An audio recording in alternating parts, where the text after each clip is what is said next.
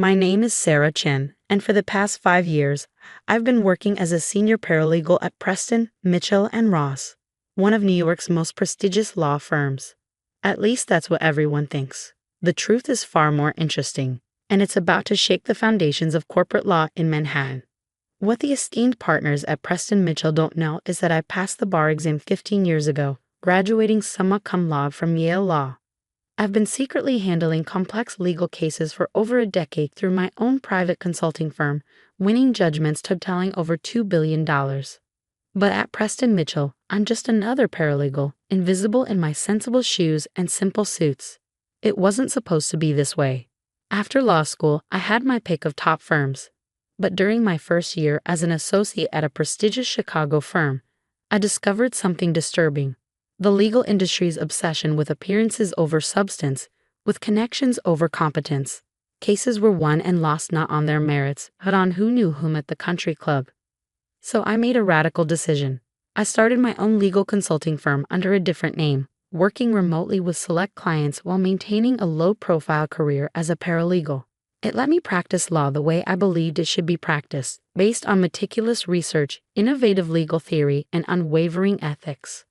Preston Mitchell hired me 5 years ago, not knowing they were getting one of the most successful corporate lawyers in America. I chose them because they had just landed the account I've been watching for years. Global Innovations, a tech company on the verge of a major breakthrough in clean energy. Just keep the files organized, William Preston II had said during my interview, barely looking up from his phone. And try to dress professionally. We have important clients coming through. If he bothered to really check my background, he might have noticed that my previous experience included managing complex international litigation. But Preston, like most of the partners, saw only what he expected to see, another disposable support staff member. For 5 years, I watched as Preston Mitchell's lawyers bumbled their way through cases, winning more on their reputation than their skill. I quietly fixed their mistakes, slipping crucial precedents into their research files, anonymously pointing out fatal flaws in opposing counsel's arguments. Then came the case that would change everything. Global Innovations was planning a $500 million merger with their biggest competitor, creating what could be the world's first truly viable clean energy conglomerate. Preston Mitchell was set to handle the deal. I knew this merger inside and out. Through my consulting firm, I've been advising several clean energy startups on similar deals. I understood the technical details, the regulatory hurdles, and most importantly, the hidden pitfalls that could sink the entire transaction. The first warning sign came during the preliminary strategy meeting. I sat in the back of the conference room, taking notes as the partners discussed their approach. "We'll structure it like the Apex merger last year," James Mitchell declared confidently. "Standard boilerplate, quick and clean." I cringed internally. The Apex deal structure would be disastrous for this merger. The regulatory requirements for clean energy technology were completely different. But when I tried to speak up, Mitchell cut me off. "Just take notes, Ms. Chen. Leave the legal strategy to those of us who actually went to law school." I bit my tongue and kept writing. That evening, I stayed late, carefully documenting all the potential problems with their approach. I left the research on Mitchell's desk, anonymously of course. He'd ignored it. The next week, during the first meeting with Global Innovations CEO, Dr. Helen Wang, I watched in horror as Mitchell presented their flawed strategy. Dr. Wang, a brilliant engineer turned business leader, was asking penetrating questions that the partners couldn't properly answer. "What about the regulatory implications of combining our patent portfolios?" she asked, particularly regarding the new clean energy guidelines. Mitchell fumbled, spouting vague assurances. I could see Dr. Wang's confidence in the firm wavering. During a break, I found myself alone with her in the hallway. She was reviewing some technical documents, frowning. "The thermal conversion patents," I said quietly. "They're the key to avoiding regulatory overlap." She looked up, surprised. "You understand the technology?" "I've worked with similar systems. If you structure the merger around the thermal conversion process instead of the standard energy production patents, you can bypass the major regulatory hurdles." Her eyes narrowed thoughtfully. "That's actually brilliant. Are you on the legal team?" "I'm a paralegal," I said, watching her interest fade. "But I've done some research on clean energy regulations." Before she could respond, Mitchell returned, smoothly steering her back to the conference room. But I caught her glancing back at me, considering. The next few weeks were frustrating.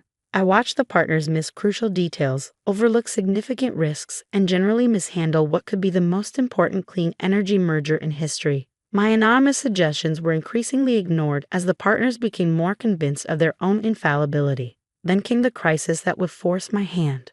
During a late-night review session, I discovered something the partners had missed entirely.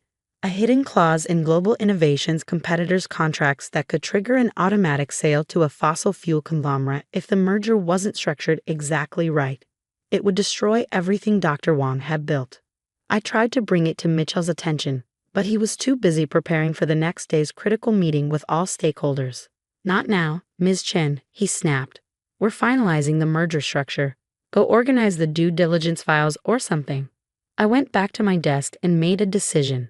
Opening my laptop, I logged into my private consulting firm's system and began drafting an emergency brief outlining the problem and its solution. I worked through the night, drawing on my years of experience with similar cases.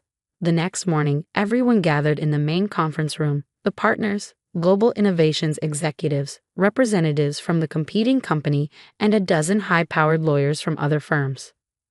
Mitchell was just starting his presentation when Dr. Wong's phone buzzed. She glanced at it, then sat up straighter, suddenly alert. She was reading my brief, sent anonymously through my consulting firm. Stop, she said, cutting Mitchell off mid-sentence. There's a serious problem we need to address. She outlined the issue I'd discovered, watching the color drain from the partners' faces. This could kill the entire deal, one of the competing company's lawyers said. How did we miss this? More importantly, Dr. Wong added, how do we fix it? Mitchell was sweating. We'll need time to research. The solution is actually quite straightforward, I said, standing up from my corner seat. The room turned to stare at me. If I may? Mitchell's face turned purple. Ms. Chen, this is not the time for. Let her speak, Dr. Wong interrupted. She had a strange look in her eyes, as if putting pieces together. I walked to the presentation screen and pulled up the relevant contracts. For the next 20 minutes, I outlined the problem and presented a detailed solution, drawing on cases and precedents that most of the lawyers in the room had never heard of. The room was silent when I finished. The competing company's lawyers were frantically checking my citations, finding them all perfect. Dr. Wong was smiling slightly. Who are you? She asked finally. Really? I took a deep breath. It was time. My name is Sarah Chen, I said, maintaining my composure as I faced the stunned room.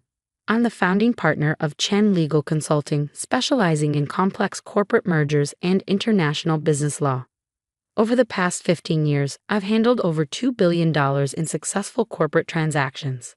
Mitchell's mouth opened and closed soundlessly. The other partners looked like they'd been slapped. That's impossible, Preston finally sputtered. You're a paralegal. Actually, Dr. Wong interrupted, suddenly grinning. She's the brilliant legal mind behind the Anderson Tech merger last year. I couldn't figure out why her analysis seemed familiar. I worked with her firm on that deal, though never in person. She turned to me. You've been hiding in plain sight. The competing company's lead counsel was frantically searching on his phone. Chen Legal Consulting. My God.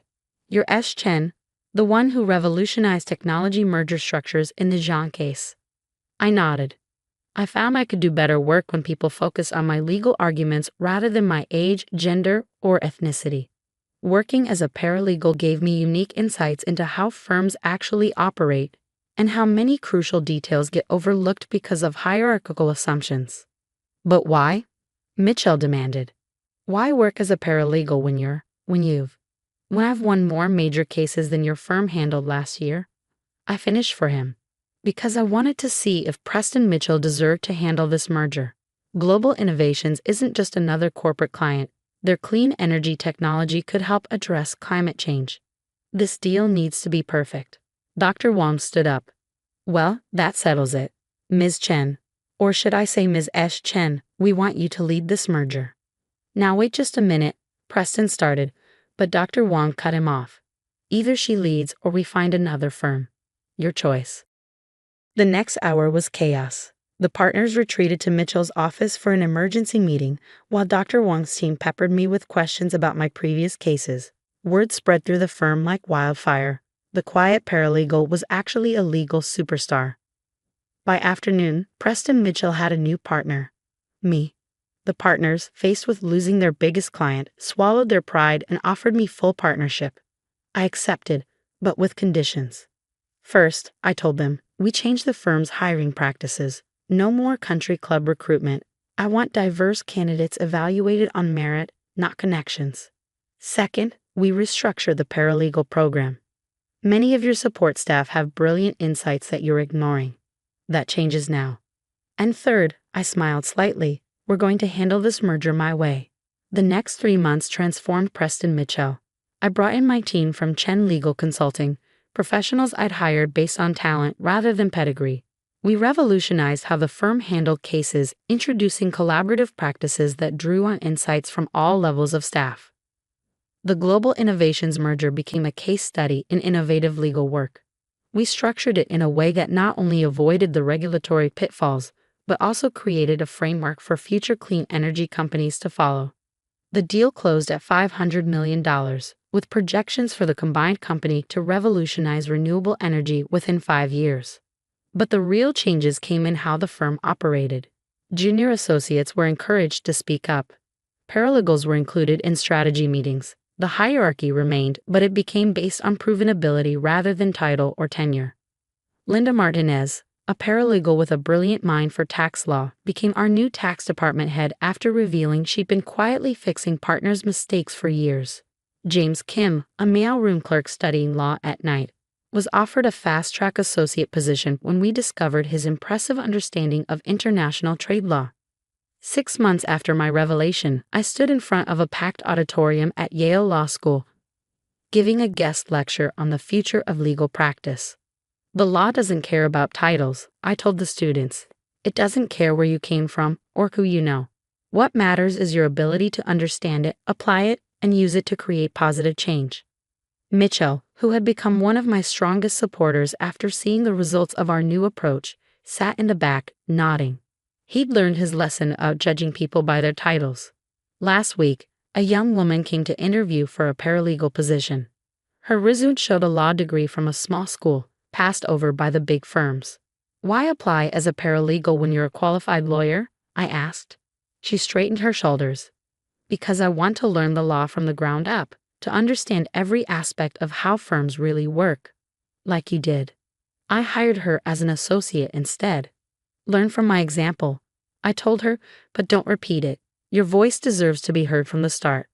Preston, Mitchell, and Ross, now Preston, Mitchell, Ross, and Chen, has become known for more than just its prestigious client list. We're known for finding and developing talent in unexpected places, for valuing substance over status. Dr. Wong's clean energy company is thriving, revolutionizing the industry just as we'd hoped.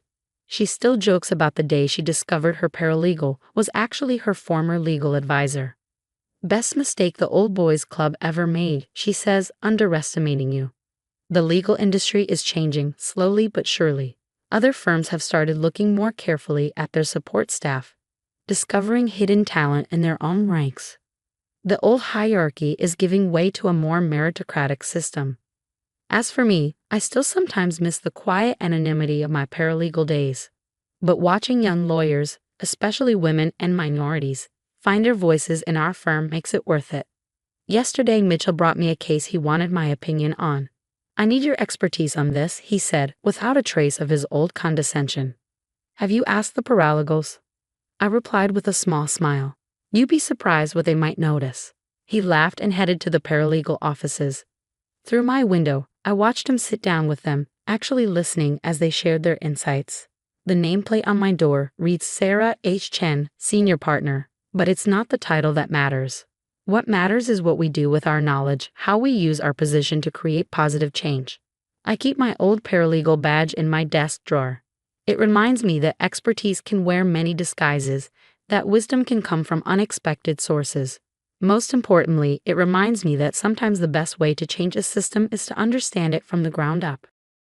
The law, after all, is about justice. And sometimes justice comes in unexpected packages, from unexpected places, wearing sensible shoes, and carrying a stack of perfectly organized files. Just ask any paralegal. They'll tell you the truth, if you're willing to listen.